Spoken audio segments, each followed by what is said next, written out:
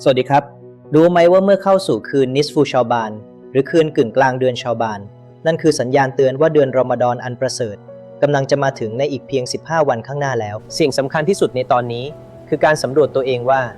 เรามีบวชชดใช้ที่ยังค้างคาจากปีที่แล้วหรือไม่หากมีนี่คือช่วงเวลาโค้งสุดท้ายที่เราควรรีบจัดการให้เรียบร้อยในค่ำคืนนี้เราอาจเห็นบรรยากาศที่แตกต่างกันไปตามความเห็นของนักวิชาการและวิถีของแต่ละชุมชนบางแห่งอาจมีการรวมตัวกันที่มัสยิดเพื่อขอดุอาอ่านยาซีนและแบ่งปันอาหารสร้างความสัมพันธ์ในชุมชนขณะที่บางแห่งอาจเน้นการเตรียมใจเงียบๆที่บ้านแต่ไม่ว่าภาพลักษณ์ภายนอกจะเป็นอย่างไรหัวใจสำคัญของนิสฟูชาบานคือการเตรียมตัวเตรียมใจและเตรียมร่างกายให้พร้อมเพื่อต้อนรับเดือนแห่งความประเสริฐที่กำลังจะมาถึงขอให้ทุกคนมีความสุขกับการเตรียมตัวสู่รอมฎอนนะครับ